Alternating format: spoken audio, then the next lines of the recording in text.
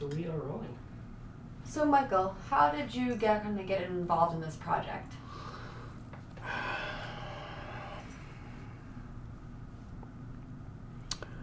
Let's see.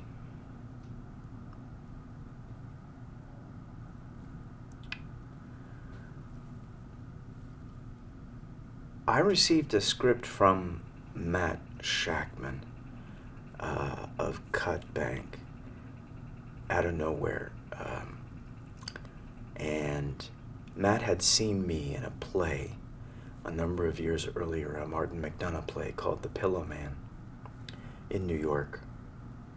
And I presume after working on Cut Bank with Roberto for such a long time, the evolution of the character of Derby and the character I played in that play might have made a cross-section in his mind, because there were certain similarities, although they were quite different. So I kind of became a part of the project when Matt sent me the script. You talk about your character Derby. How would you describe him? There are a lot of pieces that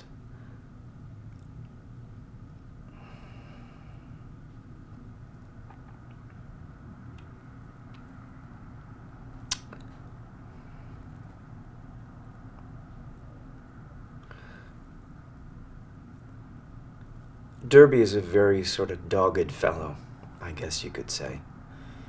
He's pretty no-nonsense in terms of what it is that he wants, and he has pretty much a straight line towards whatever it is that he's after. In this case, it's his parcel. He's made up of a lot of different parts. His interests, predominantly taxidermy and puzzles that we'll see in the film, are present, but the construction of who he is, which we aren't going to be really a party to, isn't really revealed. We only hear bits and pieces about him, so it's been up to Matt and I to construct who this guy is. He has quite a rich history that we've created together, but we don't get to see all of it in the film, which is fine. You do a great job getting into character. How long does it take, and what does it take to kind of get all the, put it together to become Derby?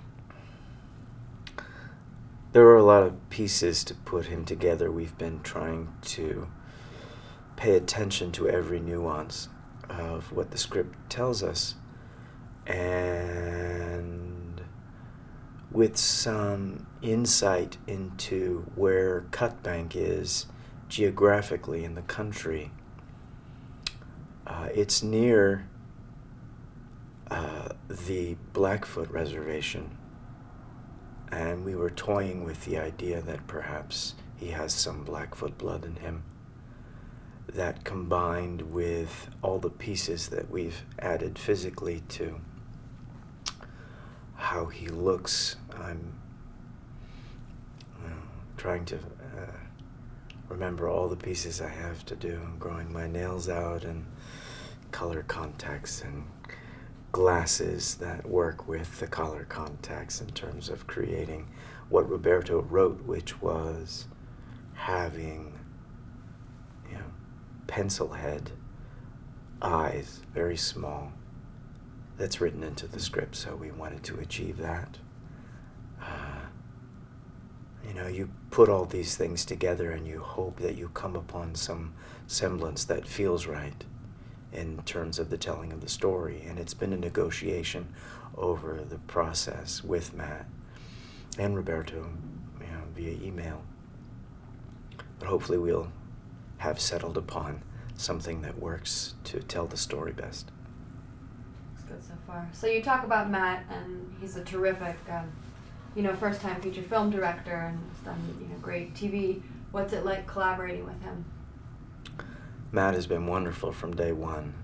He's such a a sweet-natured guy and so smart, but really not in any kind of a presentational way. It's all about the storytelling. It's all about the ideas. It's all about the fun of what things could be or what they are. He's thought it through so thoroughly. He knows what it is. So in the doing of it, he finds himself to be very free in terms of the storytelling. If something comes up, he's wide open to letting it be what it is on the day that we're creating it. So you can't really ask for a more lovely collaborator. Sure. And in terms of collaboration, this is just a fantastic ensemble cast. What's it like to work with John Malkovich, Bruce Dern, Liam Hemsworth? Yeah. Once I heard about the cast, I was thoroughly excited. Everyone across the board, are people I had heard of or had seen or had been amazed by. It's such an honor to be a part of this particular cast.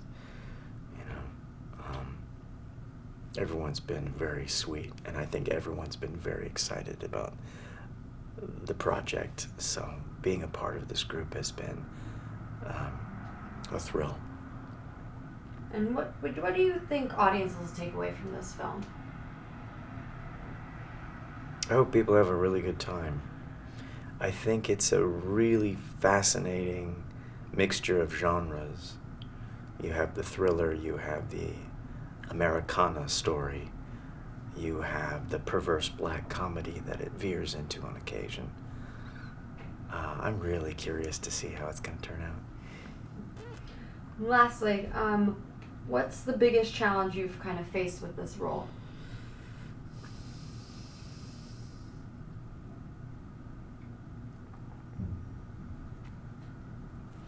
There are many components to this particular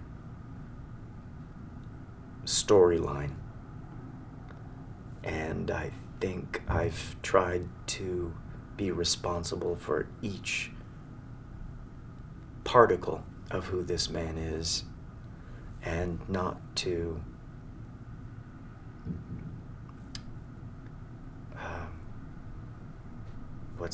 perhaps be disingenuous or to comment on it, but to live within it.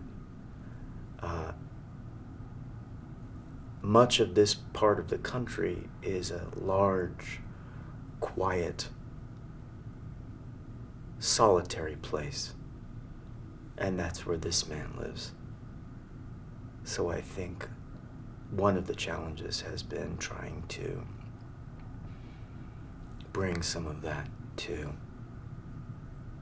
the telling of the story. Would you rather live in Cut Bank or on the boardwalk? There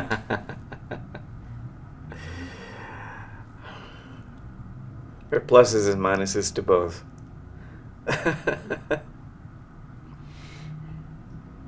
Very cool.